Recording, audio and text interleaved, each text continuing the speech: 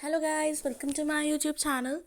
अब हम अपना आगे के पार्ट्स कवर करेंगे। अब हम 10 पॉइंट पर पहुंच गए थे, वो है हेल्पफुल इन पार्टनरशिप अकाउंट। ठीक है, तो पहले हम इसको पढ़ लेते हैं।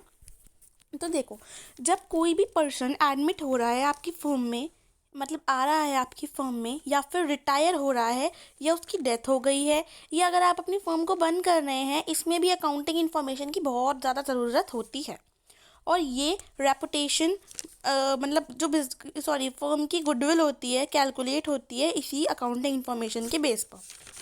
तो देखो, अब आपके पास न्यू वर्ड आया कि गुडविल क्या होता है। तो गुडविल मैंने अभी बताया कि कंपनी की रेपुटेशन। ठीक है, देखो हम गुडविल कब कैलकुलेट करते हैं, जब हम अपने बिजनेस को बंद कर रहे होते हैं। ठीक है, तो भाई देखो, हमने बिजनेस स्टार्ट किया, बिजनेस स्टार्ट करते ही हम बिजनेस की रेपुटेशन तो नहीं जान सकते ना।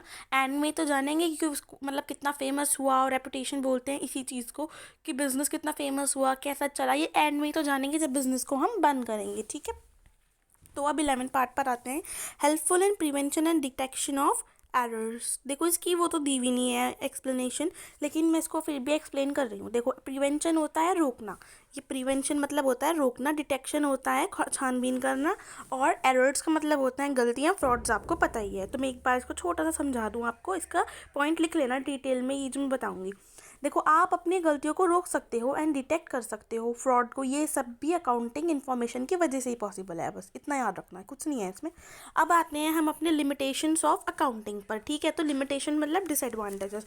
अभी हमने एडवांटेजेस डिस्कस किए अकाउंटिंग इन्फॉर्मेशन की। ठीक है, अकाउंटिंग इन्फॉर्मेशन है वो आपको प्रॉफिटेबिलिटी प्रोवाइड कर रही है, वो फाइनेंशियल साउंडनेस प्रोवाइड कर रही है ओनर मालिक को। ठीक है, या कोई इंटरेस्टेड पार्टीज़ को। और भी हमने बहुत सारी एडवांटेजेस डिस्कस की, जबकि अकाउंटिंग की बहुत सारी लिमिटेशन मतलब डिसएडवांटेजेस भी हैं।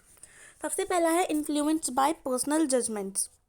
तो देखो, अकाउंटिंग का जो एग्जैक्ट साइंस बोला गया है, अकाउंटिंग का जो एग्जैक्ट साइंस बोला गया है, और जो अकाउंटेंट है उनको पर्सनल डिसीजन लेने पड़ते हैं किसी आइटम पर। जैसे एग्जांपल ले लो, इमेजिन कीजिए आपकी कंपनी में कोई भी मशीन की नीड थी, सॉरी, अब कंपनी में मशीन आई, ये बताएगा कि आप कोई बताएगा कि आपकी मशीन की वैल्यू मतलब मशीन आई, ये बताइए कि आपकी मशीन की वैल्यू क्या होगी, एग्जैक्ट वैल्यू, एग्जैक्ट ईयर क्या है, कितने साल चलेगी, बता सकते हैं। कोई कहेगा 10 साल चलेगी, कोई कहेगा 5 साल के चलेगी। तो सबके डिसीजंस क्या हैं, डिफरेंट डिफरेंट हैं। तो उस टाइम पर जो हमारे डिसीजंस लेता होगा उसके पर्सनल जजमेंट्स चलेंगे। Personal judgement means personal rules चलेंगे।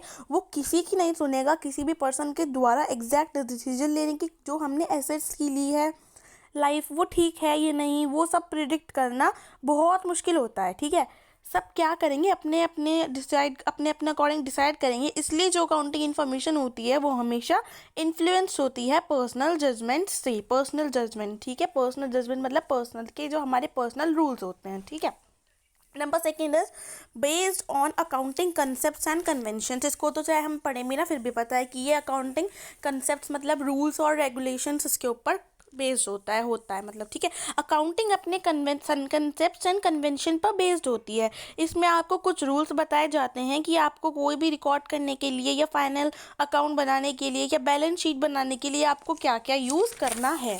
ठीक है, तो भाई देखो, आपको किस वैल्यू को कैसे रिकॉर्ड करना है, इसमें ये सब भी बताया जाता है।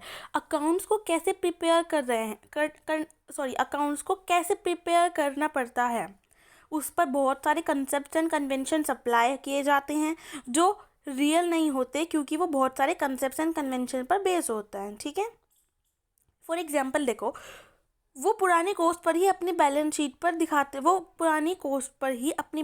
को दिखाते हैं, तो ये रॉन्ग है। इससे हमारे प्रॉफिट या फिर फाइनेंशियल पोजीशन को एग्जैक्ट नहीं निकाल पाते। ठीक है, तो भाई देखो, अब हमारा नेक्स्ट है incomplete information. Number 3, incomplete information.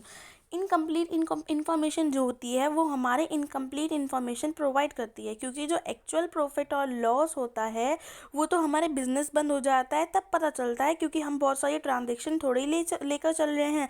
हम तो बस वो लेते हैं जो फाइनेंशियल नेचर से बेस्ड होती हैं ट्रांजेक्शन इसमें। ठीक है, तो जो एक्चुअल एग्जैक्ट फाइनल मतलब प्रॉफिट लॉस होता है, फाइनल प्रॉफिट लॉस होता है, वो निकालने के लिए हमें बिजनेस को बंद करना पड़ेगा। कोई भी बिजनेस मैन ऐसा नहीं है कि वो पहले बिजनेस चलाएगा एग्जैक्ट पीएनएल निकालने के लिए, फिर वो बंद करेगा, फिर दूसरा चलाएगा, फिर बंद करेगा। तो नहीं, बिजनेस ऐसा नहीं होता है, ठीक है। अच्छा देखो, एक नया वर्ड आया है हिस्टोरिकल कोस्ट। हिस्टोरिकल कोस्ट का मतलब ये, मतलब वर्ड ध्यान रखना, इसको अलग नोटबुक बना लेना जिसमें आप ये डिफरेंट डिफरेंट वर्ड्स लिखेंगे। तो हिस्टोरिकल कोस्ट का मतलब क्या होता है, आपने कोई एसेट्स ली, एसेट मतलब बिजनेस में कोई सामान लिया, 20 साल पहले लिया था, वो 20,000 की थी, अब 10 साल गुजर गए, तो आपको 20 साल की मिलेगी क्या? वो अब भी 20 साल की रहेगी? वो नहीं ना, उसकी वैल्यू बढ़ गई होगी, ठीक है भाई। देखो, अब उसकी वैल्यू बढ़ गई होगी, जो चीज़ हमने पहले ली थी अब वो, मतलब हिस्ट्री कहते हैं ना, हिस्ट्री, हिस्टोरिकल कोस्ट, क्या अब वो इतने की नहीं होगी, उसकी जो वैल्यू होगी वो बढ़ गई होगी। Number 4 is omission of qualitative information. इसमें क्वालिटेटिव इंफॉर्मेशन को भुला दिया जाता है, मीन छोड़ दिया जाता है। जो हमने डेफिनेशन पढ़ी थी उसमें ये पढ़ा था कि अकाउंट्स में सिर्फ उन्हीं ट्रांजैक्शंस को रिकॉर्ड किया जाता है जो फाइनेंशियल नेचर की हों, मीन्स जिसको हम मनी की टर्म में कन्वर्ट कर सकते हो, बट जो मनी की टर्म में कन्वर्ट नहीं हो सकती उसको भुला दिया जाता है, उसको रिकॉर्ड नहीं किया जाता। जब तक सब ट्रांजेक्शन रिकॉर्ड नहीं होंगी तब तक हम exact financial position, exact PNL नहीं निकाल लेंगे, थोड़े ही निकाल लेंगे, नहीं ना।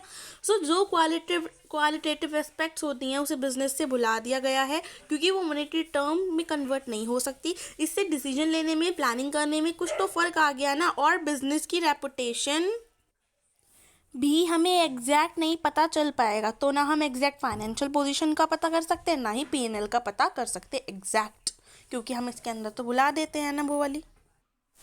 बेस्ड ऑन हिस्टोरिकल कोस्ट, तो मैंने हिस्टोरिकल कोस्ट का मीनिंग पहले बता दिया, टॉपिक कब आया सॉरी, तो उसको आप पहले लिख लेना, हिस्टोरिकल कोस्ट मैंने बता दिया आपको। अब हम based on historical cost start कर रहे हैं टॉपिक। तो देखो, जिस प्राइस पर आप परचेज कर रहे हो, आपका कोई भी एसेट और कोई उसकी प्राइस पर आप रिकॉर्ड कर रहे हो, देखो भाई, जिस प्राइस पर आप परचेज करती हैं आपके किसी भी एसेट्स को, और उसी प्राइस पर आप उसको रिकॉर्ड कर रहे हैं, तो ये तो गलत है ना। इससे हम अपना एग्जैक्ट पीएनएल का पता नहीं कर पाएंगे, और इससे फाइनेंशियल पोजीशन का भी पता नहीं लग पाएगा। एंड अकाउंटिंग इन्फॉर्मेशन बेस्ड होती है हिस्टोरिकल कोस्ट पर। एक चीज़ नोटिस किया आपने, हम एडवांटेजेस तो पढ़ रहे हैं, इसके अंदर साथ साथ कैरेक्टरिस्टिक्स भी आ रहे हैं। जैसे अभी इन्होंने कहा कि हिस्टोरिकल कोस्ट पर बेस होना गलत है, लास्ट में इन्होंने क्या कह दिया कि अकाउंटिंग इन्फॉर्मेशन बेस्ड होती है हिस्टोरिकल कोस्ट पर, तो ये कैरेक्टरिस्टिक भी बन गया, ठीक है। Next part is affected by window dressing. देखो, विंडो ड्रेसिंग का मतलब होता है दिखाना, शो करना, ठीक है। तो इसमें मैनुपुलेट किया जाता है, दिखावा किया जाता है। मैनुपुलेट मतलब दिखावा किया जाता है, धोखाधड़ी की जाती है, मीन्स धोखे से अपनी फाइनेंशियल स्टेटमेंट को अपने सामने, अपने सेवा में लिखा जाता है, ताकि जो न्यू इन्वेस्टर है आपकी कंपनी की तरफ अट्रैक्ट हो और अपने पैसे लगाए। मीन्स उनकी वैल्यू इतनी होती नहीं कि वो जितनी वो दिखाते हैं, इसलिए दिखावा करते हैं वो, ठीक है, ताकि उनकी कंपनी में न्यू इन्वेस्टर्स आए, ताकि कंपनी की रेपुटेशन मतलब गुडविल अच्छी हो। बट ये तो गुड गलत है ना, तो ये क्या हो गई, लिमिटेशन हो गई, ठीक है। तो देखो, अब हमारा जो लास्ट बचा है, ये बचा है अनस्यूटेबल फॉर फोरकास्टिंग। फोरकास्टिंग का मतलब होता है फ्यूचर, ठीक है, मतलब अकाउंटिंग इन्फॉर्मेशन फ्यूचर के लिए अनसूटेबल है। फाइनेंशियल अकाउंट सिर्फ और सिर्फ पास्ट को लेकर चलता है।